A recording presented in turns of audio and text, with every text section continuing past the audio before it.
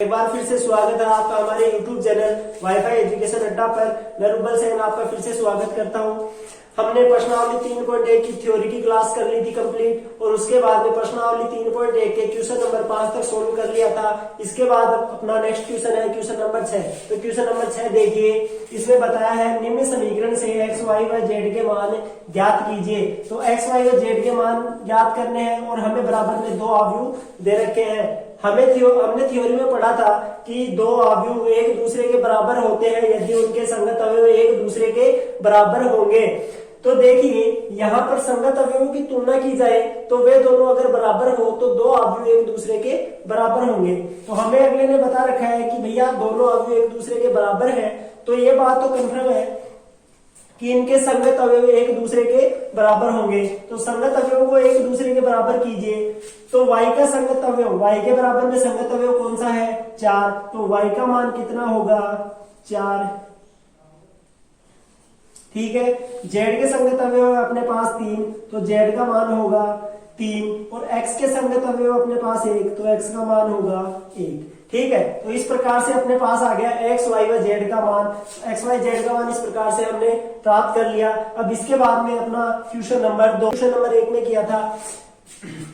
हम जानते हैं दो अवयव एक दूसरे के बराबर होंगे यदि उनके संगत अवयव एक दूसरे के बराबर है। तो संगत अवयवों की तुलना कीजिए।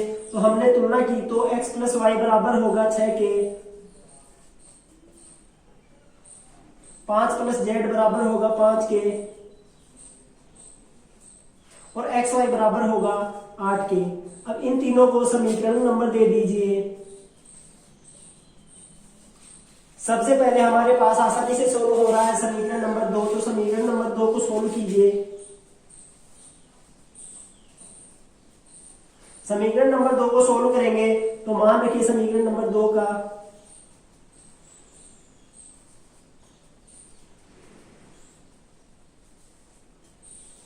अपने पास इस प्रकार से z का मान आ गया 0 और x y का मान निकालना है। तो x y का मान निकालने के लिए अपने पास समीकरण 1 और समीकरण 3 दिए हुए हैं। अब x y का मान किस प्रकार से निकालेंगे? तो x y का मान निकालने के लिए एक काम कीजिए, या तो इस समीकरण में से किसी एक का मान उठा लीजिए या फिर इस समीकरण में से किसी एक का मान उठा लीजिए। हम लेते हैं समीकरण 1 से। तो समीकरण 1 से मान रखिए, मान उठाइए।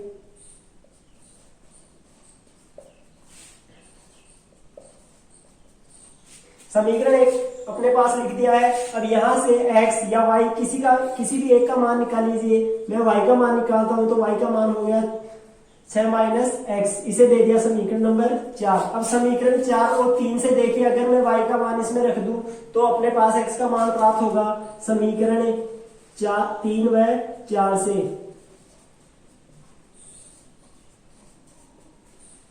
समीकरण 3 व 4 से देखिए, y का मान रखिए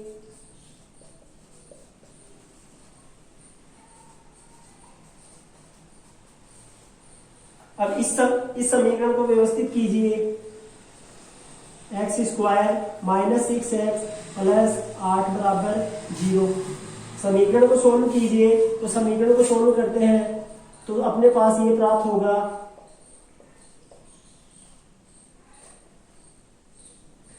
तो इसे आगे सोल्व करने पर आएगा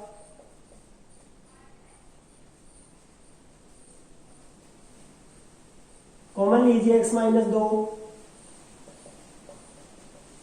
अब मान निकालिए, या तो ये 0 होगा या फिर ये 0। तो x बराबर 2 और 4। अब देखिए अपने पास z का मान आ गया, x का मान आ गया, अब y का मान और है। अगर x का मान 2 है तो समीकरण 4 से देखिए अपने पास y का मान होगा 4 और अगर x का मान 4 है तो y का मान अपने पास समीकरण 4 से देखिए y का मान होगा 2 और z का मान अपने पास है 0। तो इस प्रकार से x, y, z का मान अपने पास प्राप्त होगा। तो ये था अपने पास क्वेश्चन नंबर 2। ये है अपने पास क्वेश्चन नंबर 6 का क्वेश्चन नंबर 3। तो क्वेश्चन नंबर 3 देखिए किस प्रकार से सोल्व करेंगे। सेम वही तरीका है, उसी तरीके से अपने को क्वेश्चन नंबर 3 सोल्व करना है जैसे क्वेश्चन नंबर 2 सोल्व किया था। तो देखिए क्या करेंगे, सबसे पहले समीकरण बनाइए। तो हम जानते हैं दो अवयव बराबर होंगे यदि उनके संगत अवयव बराबर हो। तो ये दोनों अवयव एक दूसरे के बराबर है, तो ये भी कंफर्म है कि इनके संगत अवयव एक दूसरे के बराबर होंगे। संगत अवयवों को एक दूसरे के बराबर कीजिए और समीकरण बनाइए। x plus y plus z बराबर 9, ये अपने पास आ गया समीकरण नंबर 1। दूसरा है x प्लस जेड बराबर 5, ये अपने पास आ गया समीकरण 2। और y प्लस जेड बराबर 7, ये आ गया अपने पास समीकरण नंबर 3। ठीक है, 3 समीकरण हमने बना लिए। अब समीकरण 1 व 2 से देखिए अपने को x y z का मान निकालना है। तो समीकरण 1 व 2 से देखिए अगर मैं x प्लस जेड, या फिर समीकरण 3 व 1 से देखिए अगर y प्लस जेड का मान रख दूं तो क्या मुझे x का मान प्राप्त होगा। तो लीजिए समीकरण 1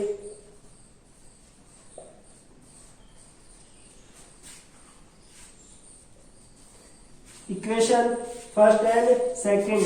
तो लीजिए x plus y plus z बराबर अपने पास दिया हुआ है समीकरण 1 में 9। तो इसका मान रखिए, तो इसका मान है अपने पास 7 है। तो x प्लस 7 बराबर 9। अब x का मान होगा अपने पास x बराबर 2। ठीक है, अपने पास x का मान आ गया। अब x का मान रखिए समीकरण 2 में। तो समीकरण 2 से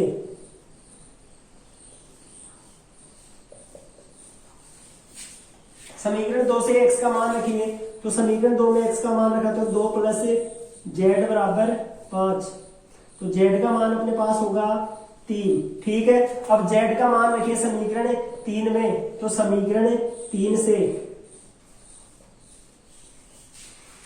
z का मान रखिए इसमें। तो y प्लस 3 बराबर 7। तो y बराबर अपने पास आएगा 4। तो इस प्रकार हमने x, y और z के मान निकाल लिए। x का मान क्या हुआ 2, y का मान क्या आया 4 और z का मान क्या है अपने पास 3। तो इस प्रकार से अपना क्वेश्चन नंबर 6 के तीनों पार्ट कंप्लीट हो चुके हैं। तीनों पार्ट को एक ही तरीके से किया जा सकता है। तो ये है अपने पास क्वेश्चन नंबर 7। जैसे हमने क्वेश्चन नंबर 6 को सोल्व किया था सेम टू सेम उसी प्रकार क्वेश्चन नंबर 7 को भी सोल्व करेंगे। और क्वेश्चन नंबर 7 इस प्रकार से सोल्व करेंगे। देखिए हम जानते हैं दो अवयव एक दूसरे के बराबर होंगे यदि उनका प्रत्येक अवयव एक दूसरे अपने संगत अवयव के बराबर हो। तो संगत अवयव को बराबर कीजिए और समीकरण लिखिए। तो मैंने लिखा a माइनस बी बराबर संगत अवयव देखिए -1, इसे दे दिया समीकरण नंबर 1। दूसरा वाला लीजिए 2a माइनस बी बराबर इसका संगत अवयव 0, इसे दे दिया समीकरण नंबर 2। तीसरा लीजिए 2a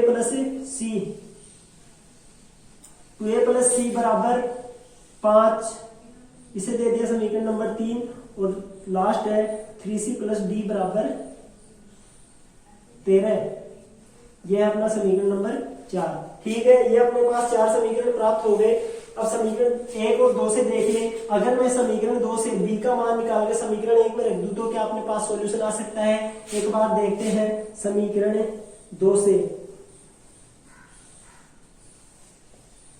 समीकरण 2 से देखिए मैंने क्या किया 2a माइनस बी बराबर 0। तो b बराबर 2a, इसको दे दिया समीकरण नंबर 5। अब समीकरण 5 को समीकरण 1 में रखिए।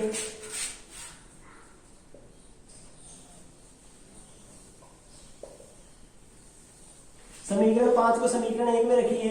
तो मैंने लिखा a माइनस समीकरण 5 से b का मान रख दिया -2a बराबर -1। सोल्व कीजिए तो -a बराबर -1। तो a बराबर 1, अपने पास a का मान आ गया 1। अब a का मान चाहे तो समीकरण 5 में रखिए या फिर समीकरण 1 में। तो समीकरण 5 से a का मान रखिए तो b बराबर 2 गुणा 1 बराबर 2। तो b का मान अपने पास आ गया 2। इसके बाद में समीकरण 3 लीजिए।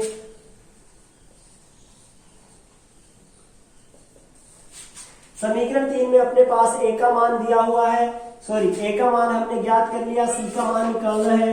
तो लिखिए a की जगह पर मैंने a का मान रख दिया और उसके बाद में c बराबर 5। तो c का मान मेरे पास आ गया 3। ठीक है, अभी तक हमने c का मान निकाल लिया। अब c का मान रखिए समीकरण 4 में। तो c समीकरण 4 से, तो बाई इक्वेशन 4 समीकरण 4 में इसका मान रखिए, तो 3 गुणा 3 प्लस डी बराबर अपने पास है 13, तो डी बराबर क्या होगा 13 माइनस 9, तो डी का मान आ गया अपने पास 4, डी का मान अपने पास आ गया 4। तो ए बी सी डी का मान अपने पास क्या आया, ए बराबर 1, बी बराबर 2, सी बराबर 3 और डी बराबर 4। तो इस तरीके से अपने पास क्वेश्चन नंबर 7 सोल्व होगा, जिसमें ए का मान आया है 1, बी का 2, सी का 3 और डी का मान आया है 4। तो ये अपना क्वेश्चन नंबर 7 क्लियर है। क्वेश्चन नंबर 7 तक हमने सोल्व कर लिया। इसके बाद में अपने पास अगला क्वेश्चन है क्वेश्चन नंबर 8। तो क्वेश्चन नंबर 8 देखिए, क्वेश्चन नंबर 8 में दिया हुआ है ए एम गुणा एन क्रम का एक मैट्रिक्स है,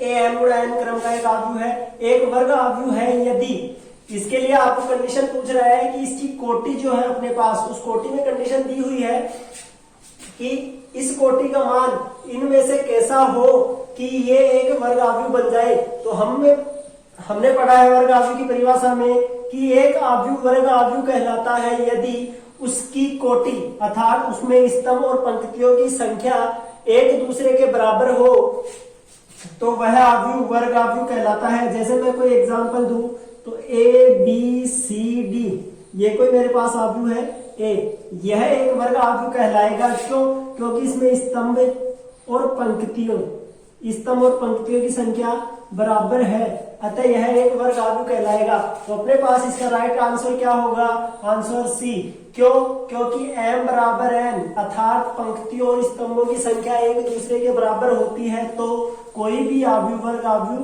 कहलाता है। तो इसका राइट आंसर होगा आंसर नंबर 3 सी।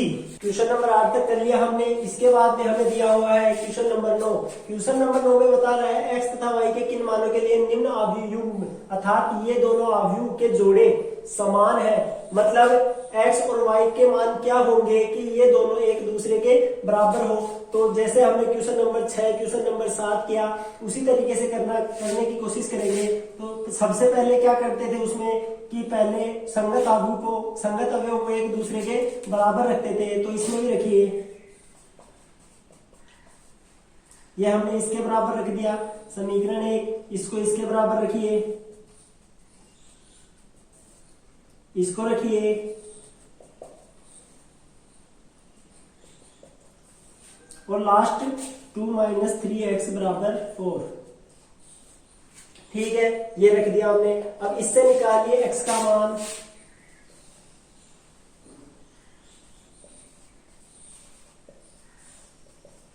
इससे x का मान निकालिए, तो 3x बराबर -7, तो x बराबर -7/3।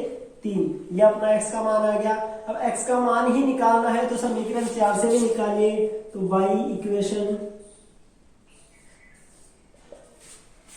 x का मान निकालिए, तो 2 - 3x बराबर 4। x का मान निकालना है तो 3x बराबर -2, x बराबर -2/3। ये अपने पास x के 2 मान आ रहे हैं। और y के मान निकालिए, तो समीकरण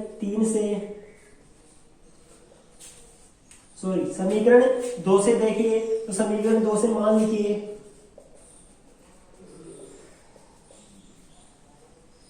y बराबर अपने पास आ गया 7। इसी प्रकार समीकरण 3 से देखिए,